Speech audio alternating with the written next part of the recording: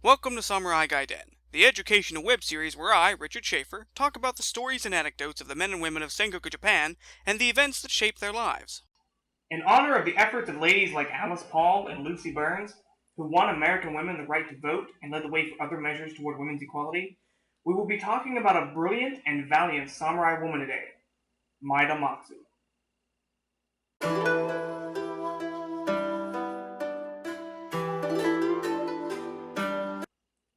Maeda Matsu is largely regarded as a woman accomplished in both literature and martial arts. You'll see this trumped up in almost any article about her. In reality, most women of her class would have been well educated and had at least a perfunctory training in martial arts. Uh, she was the wife of a very famous samurai, one of the five regents after Toyotomi Hideyoshi retired and knew that his death was approaching and named five powerful men to lead the country upon his death until his son was old enough to take over the reins of shogun. She was married to the most powerful of the five, Maeda Toshie. They married whenever she was 12 years old. Uh, Not exactly uncommon of the time. Between 11 and 14 was, the birthing and marriage age, similar to as it was in Europe in this time and time before that. In total, she bore him 2 of his sons and 9 of his daughters. I'd like to talk about a few of the stories of why Maeda Matsu is so well regarded for her intellect. The first of which is during the Shizugatake campaign between Toyotomi and Shibata. Maeda Toshie was kind of stuck in the middle. On the one hand, he was more closely associated with Shibata Katsuie in the east, but on the other hand, Toyotomi Hideyoshi had a good strategic position in the west. Now, Toshie was physically closer to Katsuie as well. Katsuie could easily march through his territory to get to Toyotomi. So during this time, he took sides with Katsuie. Uh, Now, Katsuie eventually lost the war. This put Maeda Toshie on the losing side of the war. However, he didn't really see too much bad blood between himself and Hideyoshi, partially because Maeda Matsu met with Toyotomi and negotiated with him in a heated argument at their castle in Echizen Fuchu. She managed to barter a peace agreement which left Toshie widely untouched.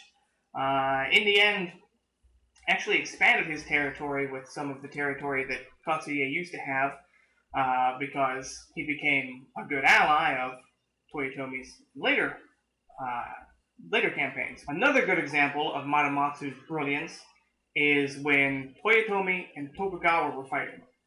This was during the Nagakute campaign.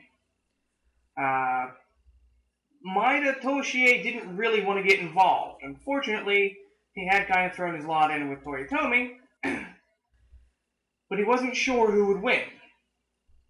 So Matsu came up with the idea of promising to support Toyotomi, but not actually doing anything. However, Toyotomi sent spies and sent messengers up to see how battle preparations were going.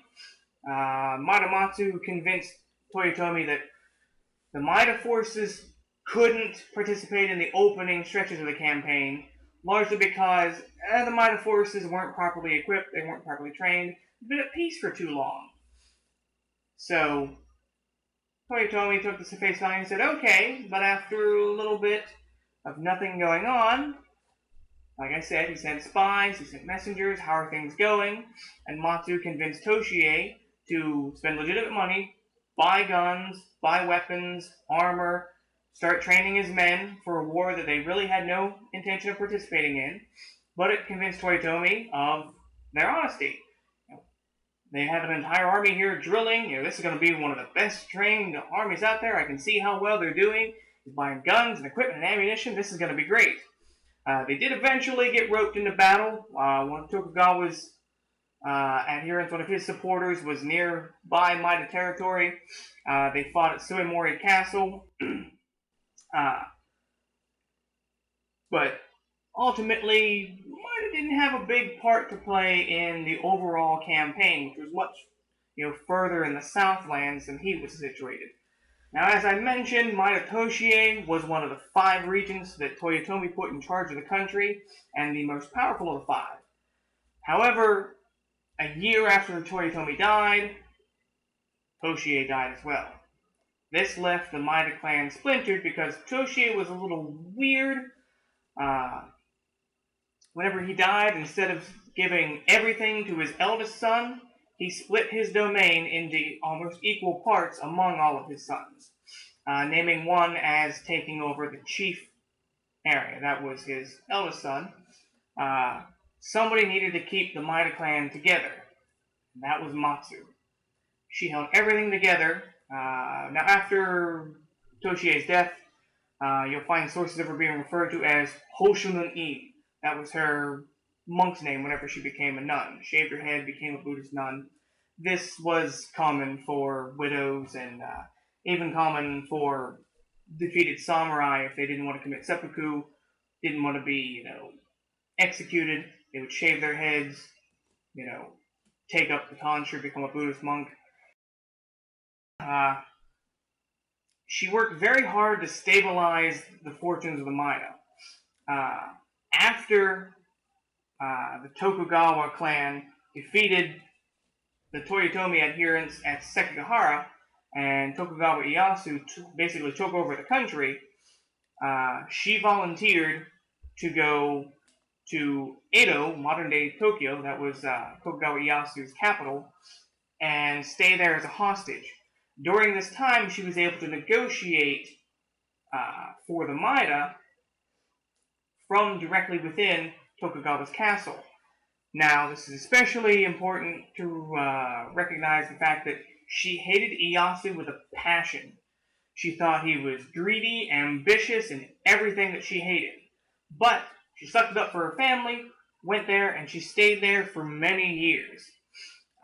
It wasn't until about 15 years later, when when his eldest son, Toshinaga, died, and she had to return to Maeda lands to keep the Maeda clan from splintering again and reduce any infighting. So she once again helped to stabilize the Maeda clan, and she lived to the age of 71, where she finally died in Toshie's old capital at Kanazawa Castle. Quite an accomplished life. Unfortunately, due to misogyny in textbooks, you don't see a whole lot about her.